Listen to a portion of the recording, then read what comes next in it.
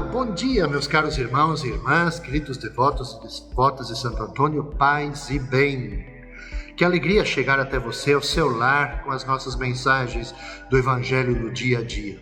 Sempre é o nosso desejo, nesta simplicidade, que essas palavras, essas reflexões, o Evangelho diário, possa penetrar no seu coração, nas suas mentes, e que essa palavra, como nos dizia a primeira leitura, aliás, a segunda leitura de ontem, no domingo, tem que ser e se tornar para nós uma palavra viva e eficaz, que nos ajude, que nos oriente no nosso cotidiano. Iniciamos hoje as reflexões referentes à 28ª semana do Tempo Comum.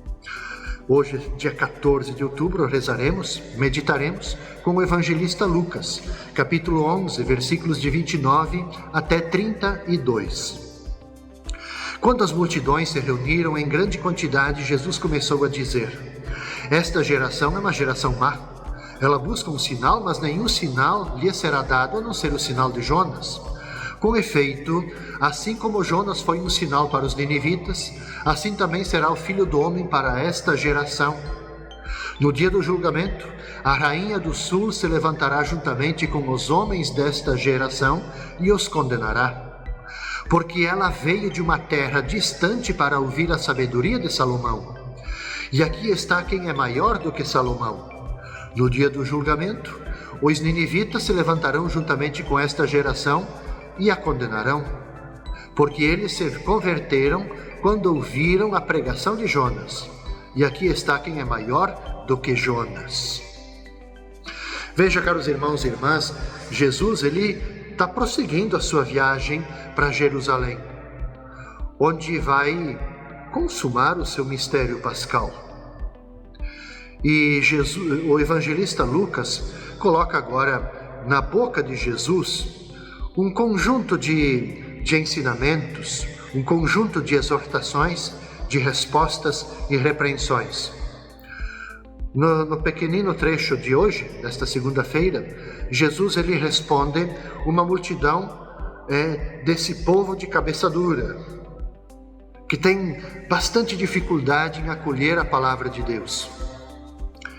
O povo pede sinais que garantam a autenticidade daquele Messias. Mas que sinal? Esta multidão ela é bastante semelhante aos ninivitas, que não eram capazes de distinguir a mão direita da mão esquerda. É muito semelhante aos pagãos, que há pouco eles foram introduzidos, chegaram à fé, e aos quais Lucas se dirige. E também é semelhante, obviamente, a gente, a cada um de nós, que andamos sempre à busca de coisas extraordinárias, imediatas. A gente também fica à procura de sinais. Portanto, o resultado da ação missionária de Jesus parece não corresponder às suas expectativas. Tem muita semeadura, mas a colheita está escassa. Os ensinamentos de Jesus são preciosos, porém como que caído em terreno árido, que não penetra. E a decepção de Jesus ela se dá não porque ele trabalha demais e vê poucos frutos. Não se trata disso. Afinal, ele é um mestre que não tem preguiça. Mas Jesus, ele, de certa maneira, se decepciona, se aborrece, porque essa geração é uma geração má. Todos aqueles que não se abrem aos valores do reino de Deus, é o coração fechado. Com efeito, diz o Evangelho, que Jonas ele prega aos pagãos e ele obtém resultados mais do que satisfatórios. O Salomão, com a sua sabedoria, é procurado pela rainha de Sabá. Ela vem de longe para escutar a sabedoria de Salomão. E tanto os ninivitas quanto a rainha do sul foram, de certa maneira, dóceis à pregação dos profetas de Deus. E essa geração dos conterrâneos de Jesus, ao invés, ignora a presença e a própria voz do Filho de Deus. No julgamento, vão ter que prestar contas dessa sua escolha. Aqui é um retrato, uma orientação para a gente também. De nós também, assim como os ninivitas e como a própria rainha de Sabá, como que a gente é dócil à sabedoria de Deus. Como que nós vamos ser dóceis, abertos, acolhedores à palavra de Jesus. Uma palavra que orienta, uma palavra que dá sentido para a nossa vida. Nós não podemos ficar e sermos também taxados de uma geração má, fechados aos ensinamentos, de cabeça dura, com dificuldades em acolher a palavra de Deus. Nós somos convidados de fato, a sermos acolhedores, dóceis à palavra de Deus. Na terça-feira, no dia 15 de outubro, é-nos proposto o Evangelho de Lucas, o capítulo 11, versículos de 37 até 41. Enquanto Jesus falava, um fariseu convidou-o para jantar com ele. Jesus entrou e pôs-se à mesa. O fariseu ficou admirado ao ver que Jesus não tivesse lavado as mãos antes da refeição. O Senhor disse ao fariseu: Vós, fariseus, limpais o copo e o prato por fora, mas o vosso interior está cheio de roubos e maldades, insensatos. Aquele que fez o exterior não fez também o interior? Antes, dai esmola do que vós possuís, e tudo ficará puro para vós. O Evangelho ele nos fala que Jesus está na casa de um fariseu. E ali nessa casa, Jesus ele continua o discurso sobre a honestidade de pensamento e também sobre a pureza das intenções. Jesus fala e se comporta com total liberdade, parecendo mesmo provocar querendo provocar o espanto e o desprezo do fariseu. Ele atira-se, Jesus, contra o formalismo, contra a vaidade de quem se pensa justo só porque cumpre tudinho, pontualmente, os ritos. Os fariseus, aliás, é bom que se diga isso, os fariseus eles davam muita importância a certas ações exteriores, como que se isso fossem obras agradáveis a Deus, lavar as mãos, a purificação, enfim. Para eles a ideia era assim, não executar essas ações exteriores seria como que transgredir a lei. E disso acusam Jesus. Aliás, a propósito da purificação do copo e do prato, Jesus vai falar da pureza do coração da pessoa. A higiene evangélica exige a exclusão da ganância e do egoísmo, que geram rapina, maldade. Então, não é suficiente, Jesus fala muitas vezes isso nos evangelhos, não basta a boa intenção, é necessário traduzir esse desejo, essa intenção em gestos, em ações bem concretas. Por isso que Jesus lança aos fariseus esse intrigante desafio: deem como esmola o que vocês têm e tudo vai ficar puro para vocês. Por que Jesus diz isso? Porque dar esmola é um símbolo da prática da caridade fraterna. Então, dar esmola é mais significativo e valioso do que a simples limpeza das mãos e dos utensílios domésticos, que é uma coisa exterior.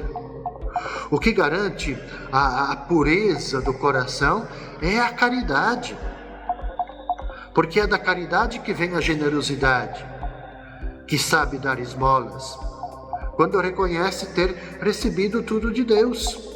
Aqui que está a centralidade.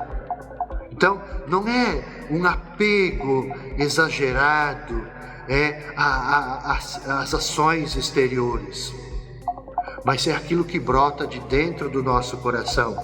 Esse desejo, essa abertura para a solidariedade, para a caridade, para o amor fraterno.